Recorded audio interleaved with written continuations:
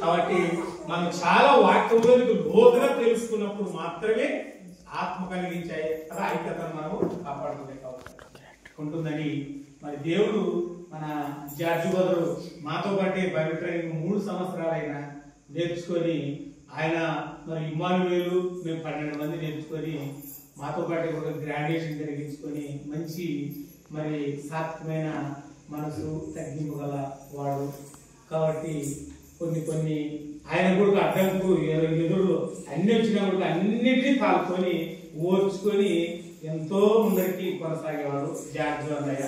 మాలో కూడా ఒక మరి విద్యార్థి లేదా మాతో పాటు ఒక స్వార్థకుడు పనిచేస్తున్న స్వార్థకుడు ఎంతో ఐక్యతల గురించి తెలియపరిచాడు. అవును, ఐక్యత కలిగి ఉండట మనందరం ఐక్యత కలిగి ఉండటే మంచిది. అదే దేవుడు కోరుకుంటాడు.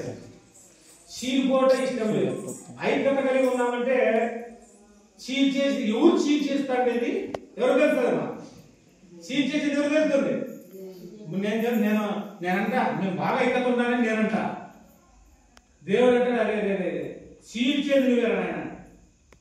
కాబట్టి ఈ క్రీస్తు సంఘాల్లో జబ్బేమంటే వాక్యం మాకు తెలుసు అని చెప్పేసి బాగుండే సంఘాలన్నీ చిన్న నిర్ణయం చేస్తాడు. ఎందుకంటే సొంత నిర్ణయం ఇప్పుడే తీసుకుంటే ఫెయిల్ అయిపోతుంది. ఈ యొక్క సంవత్సరము చాలా కష్టం ఉన్నప్పుడు మన సహోదరులు అందరితో నాకు కొంచెం కష్టం ఉంది, మీరు చేయాలంటే ఐక్యత కలిగి వాళ్ళు ఏం చేస్తున్నారు? ఈ రోజు కాదు, నిన్న మొత్తం అంతా ఇదంతా క్లీన్ చేయడము, పూయడము అంతా కలిసి నేను లేను నా పరిస్థితి అంటే అర్థం చేసుకొని మొత్తం అంతా పూయడము, క్లీన్ చేయడము, ఈరోజు భోజనాలు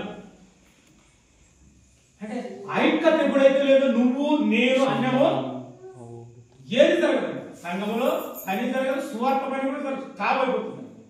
అందుకని మనమంతా ఐక్యత కలిగి ఉండడానికి ప్రార్థన చేయాలి. మా సహోదరుడు అన్నట్టు అన్నిటికీ ఆరోగ్యం కొరకు ప్రార్థన చేస్తాము, డబ్బుల కొరకు ప్రార్థన చేస్తాము, అన్ని విషయాలు ప్రార్థన చేస్తాము. అయినా మరి ఐక్యత జరిగిపోతాం తండ్రి, మేమందరం ఒకటిగా ఉండనట్లు సహాయం చేయనైనా, మేము ఐక్యతగా ఉండనట్లు సహాయం చేయని పరిశుద్ధాత్మను ఎప్పుడైతే మనం అందరం కలిసి ప్రార్థన చేస్తాం, నేను ఒకటే కాదు సంఘమంతా ప్రార్థన చేసినప్పుడు అప్పుడు దేవుడు ఆలకించి ఆ యొక్క కార్యక్రమాన్ని నెరవేరుస్తాడు. మన సహోదరులు దేవుని ఐక్యత గురించి మరి ఎంతో వివరంగా మనకి తెలియపరిచినందుకు మన సహోదరులకు తెలియపరుచుకుంటూ దీనితో ఓపిక ఉన్నందుకు ఒకవేళ ఎక్కువ మాట్లాడితే సహోదరులకు క్షమించండి.